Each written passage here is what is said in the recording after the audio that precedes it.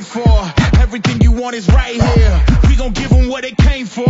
We gon' take it up from last year. Shoot 'em my shot, boy, I'm long range. Me and the team on the same thing.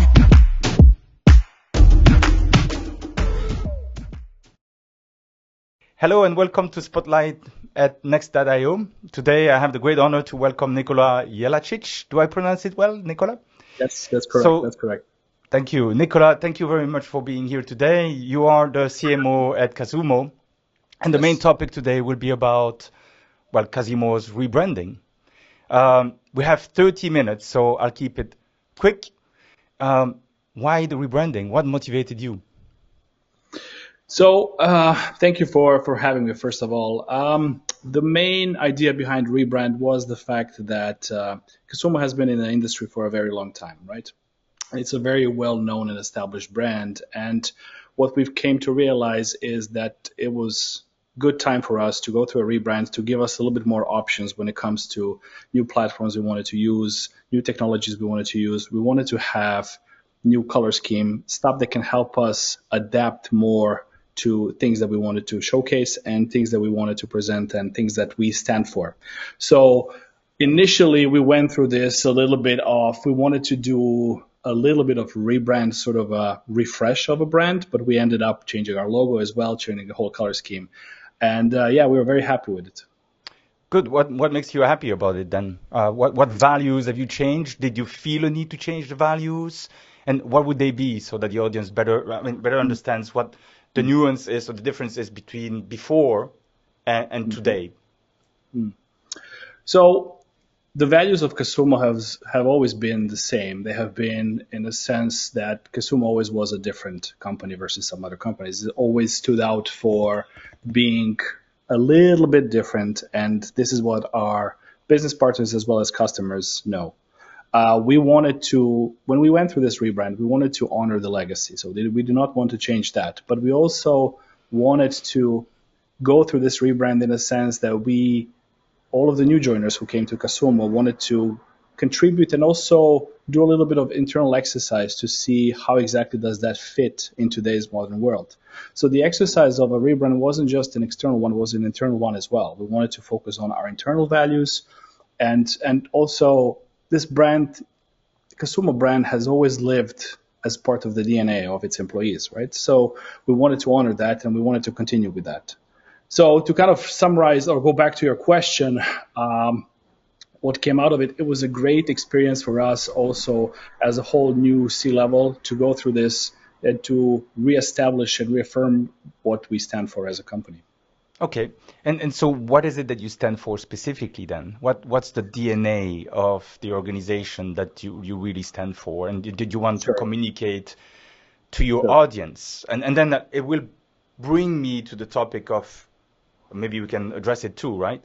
Your audience is both B2B and B2C. Maybe this is something that you can touch upon as well. Sure. So in this industry, a lot of companies actually have very similar unique value propositions. They have very similar things that they go to market with. Right? It's similar games with a similar experience, with the similar apps they have similar payment options, they have similar bonus setup. So there's a lot of things that are very similar across different companies. What does stand out is if you have a very strong brand that has something unique to stand out for. Casumo has always been known of being a little bit different when it comes to communication, when it comes to presenting, when it comes to having tweaks within the product. And this is something that we wanted to honor. When you ask me the question, what is unique and what do we feel that is going to be unique and what is part of this new DNA, it's the way that we communicate and the way that we address and communicate to our audience. We always wanted to have a position in which we are we resonate very well with our customers. We resonate very well with B2B. And the way that we do it is that we come back with kind of unique way of communicating, talking, presenting, approaching different projects in our own Casumo way. Okay, and what's your tone of voice then when it comes to communication? how do you speak to your audience, both B2B, B2C, and then for the audience sake, basically the reason why I bring up the B2B and the B2C is because Casumo is both a corporate brand, you know, the umbrella, tell me if I'm wrong, but also the platform itself servicing or pretty much addressing, you know, a B2C type of audience. But what's the tone of voice? You keep the same tone of voice with B2B as the one you have with B2C? How do you communicate? Who are you? So when it comes to tone of voice, this was a pretty big part of our rebranding and focus of our rebrand, and a pretty big part of trying to figure out how does our tone of voice change or tweak versus what we had in the past. We always had a way of communicating that was different, differently structured sentences, different way of calling things, different name of naming things that were standardized in the industry. One thing that we realized is if we go forward, in order to kind of cut through different brands and different ways of communicating, we wanted to be different in the sense that we wanted to be a little bit quirky. And I would say this is the key word that is going throughout everything that we do. When I say quirky, I mean being relevant in the moment, being funny, but not being rude, right? So we wanted to be something we wanted to put something that is memorable, where people will remember us for, where we will be relevant in the moment of time, like communicating now during the Euros. So people would say, oh yeah, I see what they did there with the communication. They would specifically know it's a Casumo way of talking, but never to be rude, right? Always to be mindful of, and always to be inclusive, and always being part of affirmative, positive thinking and the way that we put our foot forward. How does it differ between B2C and B2B? I think when it comes to communication, it does, of course, differ because in B2C, we want it to be memorable to people. In B2C, in B2B, we want to be professional. We wanted to come forward as a strong partner with all of the companies that we work with. And but we still, and this is something that I cannot stress enough, we wanted to do things Casumo way. What does that mean, Casumo way? We approach things differently. We are trying to solve not just a quick win, but sort of build relationships, would it be with the business partners or our customers for a long term. And we value these relationships a lot. And this is something that is not just built in the legacy of Casumo as a DNA, it's also built in the whole new management and the way how they approach or how we approach daily work is we want to build relationships that are going to help Casumo not just for this year, but for the next 5 to 10 years, right? I see. Now, keeping on the communication, how many markets do you operate in at the moment? We now operate in 5 markets. 5 markets, and they all have some sort of cultural differences and nuances. Yes, they do. And so is the objective to have a sort of a consistent way of communicating with that audience? Or do you have some sort of a level of nuances for each market that you want to communicate to or with to be more engaging? Mm-hmm. That's a really good question. The way that Casumo has been built in the past and the way that we've changed it in the last year or so is Casumo was very centrally driven. It had marketing, commercial, product, everything was centrally set up.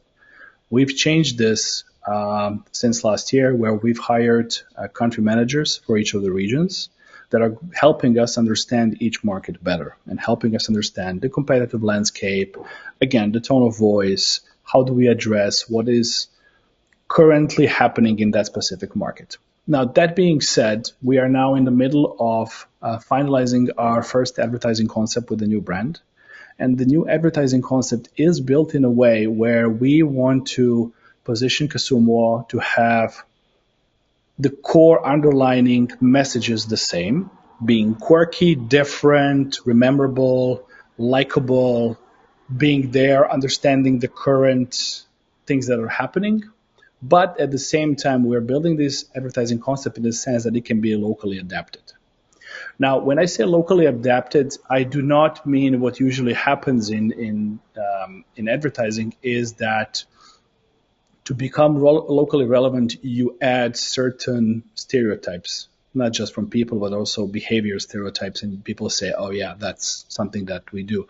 We wanted to go a level beyond. We wanted to go with things that are going to really resonate with the local audience in a very subtle way where they will understand, okay, yes, I know what they meant with that, which might not be or should not be and will not be in your face, right? So we don't want to be, on the nose when we communicate to a different market like Spain versus UK. We don't want to be on the nose of, oh yeah, that's a typical Spanish thing to put in the advertising. So we definitely want to go away from that, but we still want to pick up small, interesting things that are very relevant, culturally relevant for a market. And this is where the local insight comes very, very much into play. This is where the country managers come into play. This is where we do research on the local markets. We are trying to find those specific things that people do in those markets, which might not be very obvious to many. And speaking about research, what sort of benchmark have you looked into as of where Casumo was as a brand and the uplift it was getting based on marketing activities that you might have been running throughout the years, and where you are heading, and what sort of metrics you're putting in place to evaluate the impact of this initiative? So the way that we are approaching this right now is we are looking into, so back in the day, like 10 years ago, Casumo was very different in the way that it approached marketing. It was very different communication and very different imagery, it was very, you would know it was Casumo, right? Today, you have a lot of companies that, if you look at, they do have a feeling of an old Casumo through color schemes. One of the things that we did as an exercise is we were looking at color palettes of our competitors versus our, and what can we expand in the color palette. And there was a lot of companies that had purple as a part of the color palette, right? And it's something that we realized is, the stuff that we did back in the day, we need to not copy it, but we need to reinvent ourselves and figure out what exactly made us specific to Casumo. It's not the way that we talked. It is not the color palette. It's not where we put our ads. It was more about how do we approach the branding and advertising and how important what it was in the core DNA of Casumo. What you would say is, we do it Casumo way. Casumo way was not a color. It was just approaching it differently and saying what else we could do. Let's think outside of the box, right? And this is something that we want to go back with. This is something that we want to figure out. Now, when it goes back to KPIs, there is, every business looks at pretty much the same KPIs, but there are some underlying KPIs where you figure out, the customers, the audience is ruthless, right? They have so many options out there. It's not like Casumo is one of three. Casumo is one of hundreds on some markets. So what does that mean in reality? It means that if you have underlying KPIs like retention and reactivation, which are increasing, if you have a churn which is decreasing, this is telling you something that you're doing something right. Because this whole industry is built a lot on acquisition, on digital performance marketing, SEO, affiliates, PPC, all of these things. But if you're not retaining those players, if these players are dropping, then you have a problem, which means that you just have people that are just hunting for the next bonus or next promo or something that's happening on your page. If you have the underlying KPIs like retention, and this is generalizing it a lot, right? But if you look at retention and you look how it's improving month over month, and you look at it comparing it with the new brand versus old brand, and with the new product versus old product, and you see people are sticking longer and they're spending more time on site and they're spending more time within your app, and you're seeing the LTV increasing of these players, then you're doing something right. And this is something that we look at as a business. This is very interesting. This is really a topic close to my heart, but then I'm going to go deeper. So you see a direct connection between brand building and lifetime value, basically. Yes, because at the end of the day, like I said before, there's so many casinos out there, right? That do very, very similar things. It's a similar app, a similar wallet, a similar games, a similar way of how you can select these games, a similar promo. Everything just gets recycled. So why would somebody pick a company or a brand if they can pick five more, right? So it is about relationships. It is about how do you build that trust? How do you build that connection? Are you there when they have an issue? Are you solving their problems? Are you receptive to things? Do you understand exactly who your audience is? But one of the big things is always, everybody builds these personas and they build a brand around these personas, but do you really know your customer? Do you really understand? And one of the things that we are now, when it comes to market research and understanding our audience, one of the things that we are discussing now is how do we do more interviews, right? Because, you can always send a huge email list and ask people questions. Do you like us? Do you like us better than? You can do third-party research when you can see, oh, this is our brand awareness, top of mind brand awareness, all of these things. It doesn't really get to the nitty-gritty of things of why do people like you? Why are they coming back? What exactly are they doing? And if you go through these interviews, all of a sudden it's an eye-opening because, first of all, you realize it's not what you think. A lot of these companies build brands because, well, this is what I think it should be built. I don't really know, but this sounds fun. Let me do it that way. When you start talking to your customers, you realize where they come from, what they believe in, what is important to them, what do you stand for, and this is how you build connections that are long-lasting. And this is something that Casumo has done very well in the past, and it's something that is like I said, part of its DNA. We just need to honor the legacy and just continue that route because it resonates with people, obviously. That's really good. So basically, in a nutshell, what you just mentioned is that gut feeling is not enough. Research might be better. And speaking of which, then, who provided your research and how did you select, perhaps an agency that you might have leveraged to get some of those insights that could not come across that easily if you were always, locked up in your echo chamber of iGaming, right? I mean, you and I have one thing in common is that we come from also outside of iGaming.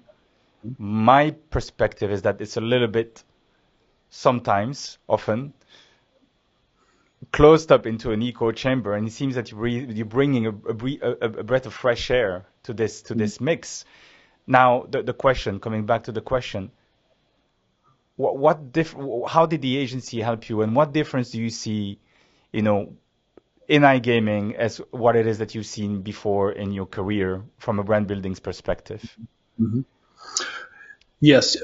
First off, you're very right that this industry is somewhat very closed in a way of just doing things over and over the same way and not breaking the patterns. And it's because, to its credit, they work to a degree, right? So you just kind of repeat stuff.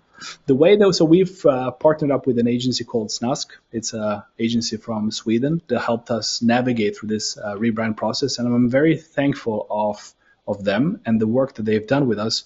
And the thing about them is it's not necessarily how much they've helped us with creating the new logo and color scheme, which they did, right? And that's credit to them and their work with us.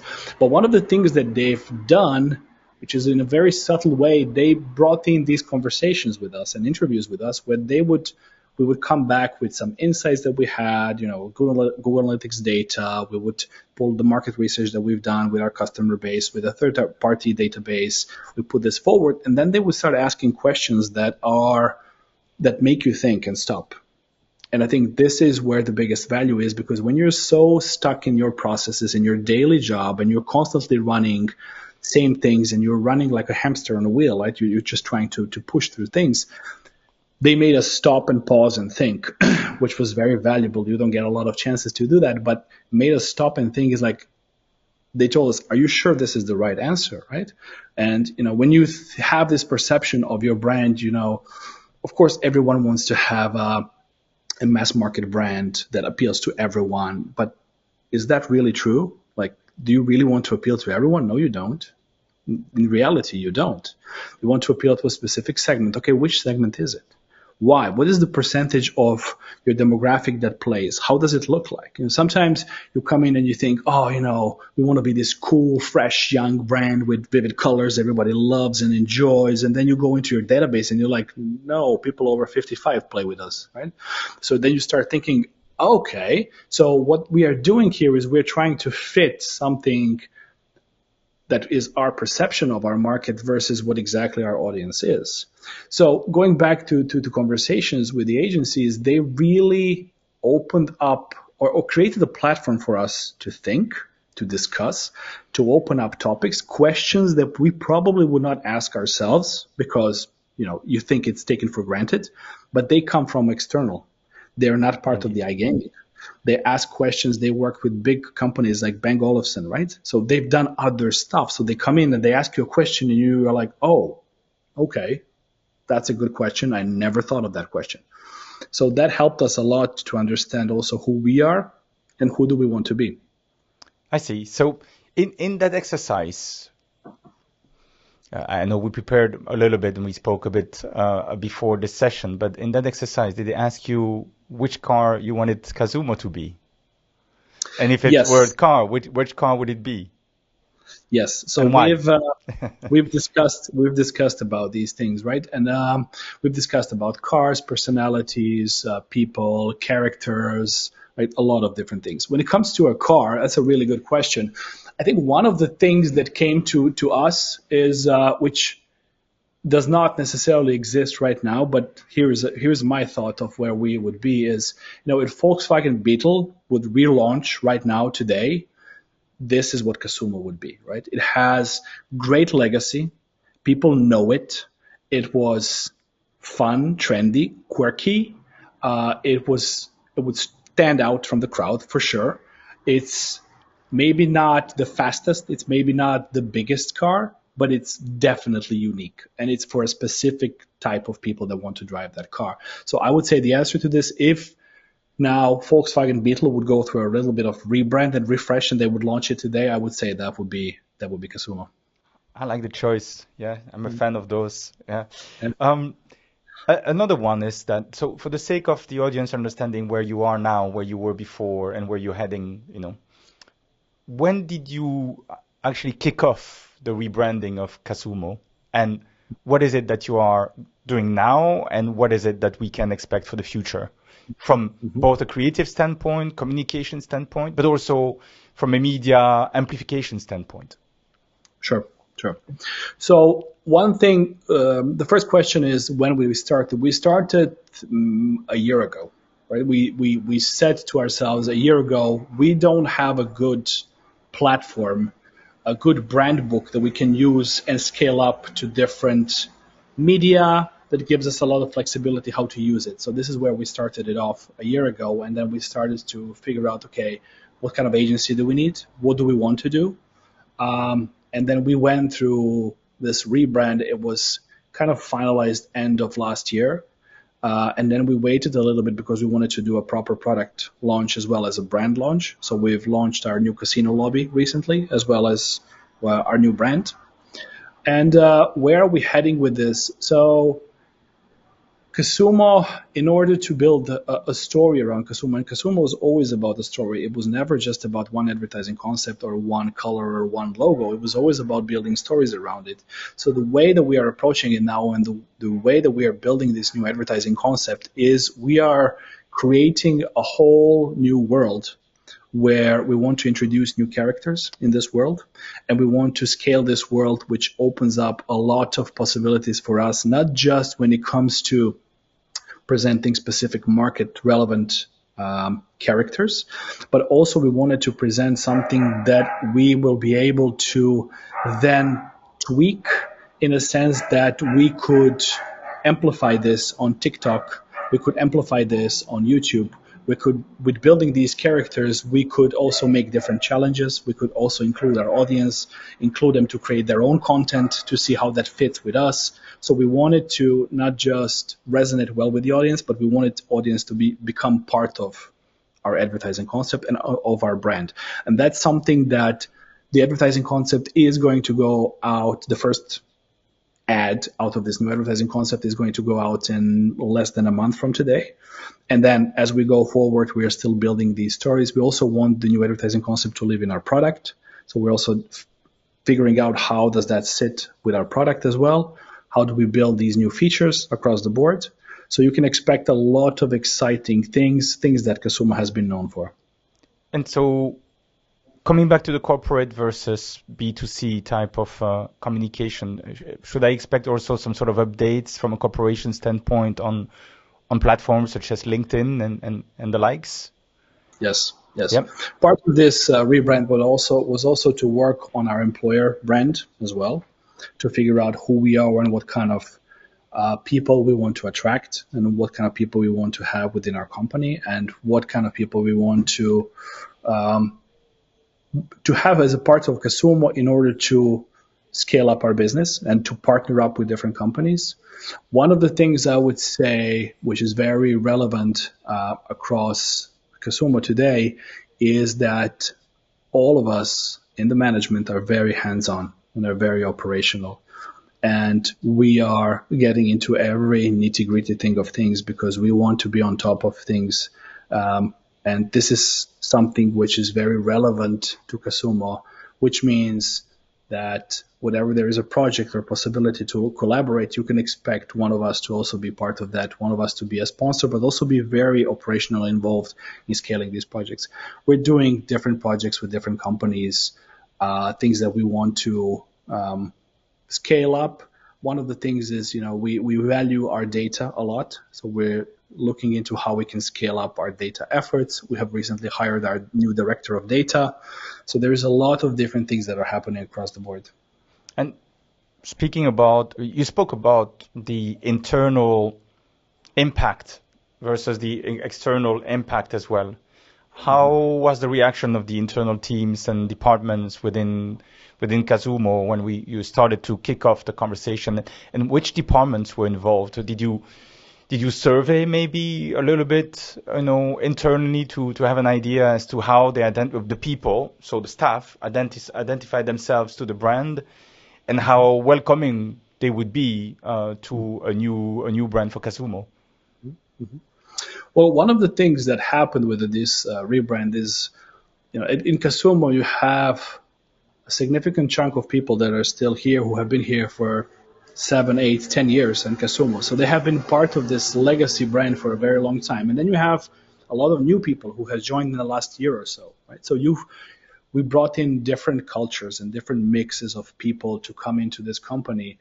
And you have different nationalities, different cultures, different backgrounds, coming from different industries. All of these people are now merging into Casumo. So the branding exercise, and even though not everyone was back then when we kicked it off within the company, it was something that connected a lot of dots because it had to connect a lot of dots, like the product marketing, the HR and employer branding, figuring out how much of an impact across the board the new rebrand is going to have on the results that we are going to drive, figuring out what does that mean for tech, what kind of new employers from tech we're going to attract with the new brands. There has been a lot of different conversations, and I think this branding exercise, even though we might not notice it sometimes because you're so in daily operations and everything, it was a really good exercise for us because it connected people on a different level. Yeah.